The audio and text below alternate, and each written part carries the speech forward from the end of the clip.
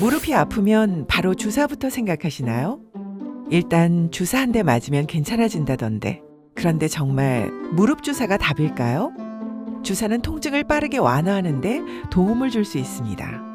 다만 생활 습관과 원인 관리가 함께 이루어지지 않으면 효과가 오래 지속되기 어려울 수 있습니다. 그리고 이걸 모르면 관절이 생각보다 훨씬 빨리 늙습니다.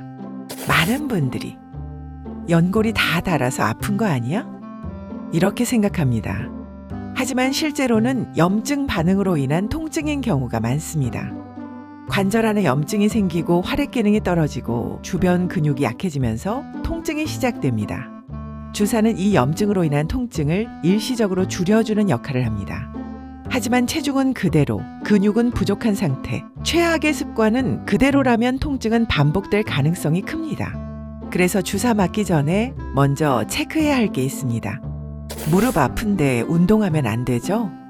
맞습니다. 무리한 운동은 안 됩니다. 하지만 운동을 아예 안 하는 건 더 위험합니다. 중년 이후에는 근육량이 빠르게 줄어듭니다. 근육이 줄어들면 관절이 받는 부담은 그대로 무릎으로 갑니다. 특히 체중이 1kg 늘어나면 무릎에는 걸을 때 3에서 4kg의 부담이 더해집니다. 결국 중요한 건 무릎 부담을 줄이기 위한 체중 관리입니다. 체중이 줄어들면 그만큼 무릎이 받는 압력도 줄어듭니다. 살 빼려고 시작한 운동이 오히려 독이 된다? 살을 빼면 무릎 부담이 줄어든다? 그래서 많은 분들이 이때 마음이 급해집니다. 그래, 살부터 빨리 빼자. 문제는 바로 이 빨리입니다. 체중을 줄이는 건 분명 도움이 됩니다. 하지만 무리하게 빼겠다는 마음으로 갑자기 러닝 시작하기, 점프 운동 반복, 등산 무리하게 가기, 스쿼트 과하게 하기, 이런 고충격 운동은 체지방보다 먼저 관절을 소모시킬 수 있습니다. 관절은 반복되는 압력과 충격에 매우 민감합니다. 특히 염증이 있는 상태라면 충격이 더 크게 느껴집니다. 그래서 중요한 건 살을 빼는 것이 아니라 관절을 지키면서 빼는 것입니다. 무릎이 좋지 않은 분들은 저충격 플러스 근력 유지, 가 기본입니다. 예를 들어 실내 자전거 타기. 이때 안장 높이 조절해서 무릎 각도 90도 이상 유지하면서 해보세요. 그 외에도 수영이나 아쿠아 운동, 평지에서 천천히 걷기, 의자에 앉아서 하는 무릎 펴기 운동, 허벅지 근육 강화를 위한 누워서 다리 들어 올리기 등 이런 운동은 관절 압박은 줄이면서 허벅지 근육을 키우는 데 도움이 됩니다. 특히 허벅지 앞쪽 근육은 무릎을 잡아주는 자연 보호대 역할을 합니다. 살은 빼야 합니다. 하지만 관절을 지키면서 빼야 무릎 나이를 늦출 수 있습니다. 관절은 뼈 문제 아닌가요? 관절은 단순히 뼈가 아닙니다. 연골, 인대, 힘줄, 그리고 주변 근육. 이 모든 조직이 함께 작동하는 구조입니다.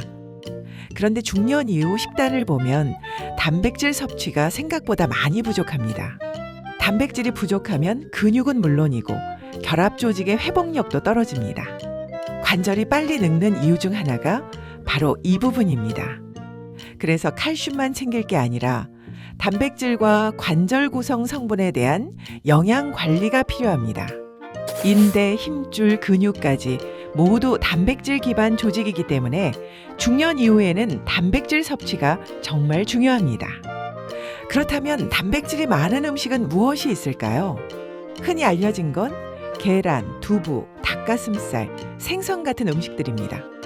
분명 좋은 식품들입니다. 그런데 현실적으로 보면 매 끼니마다 단백질을 충분히 챙겨 먹는 게 생각보다 쉽지 않습니다. 아침은 거르고 점심은 간단히 해결하고 저녁은 탄수화물 위주로 먹는 경우도 많습니다. 특히 중년 이후에는 식사량 자체가 줄어들기 때문에 단백질 섭취가 더 부족해지기 쉽습니다. 그래서 식사로 채우기 어려운 부분을 보충해주는 방법을 찾게 됩니다.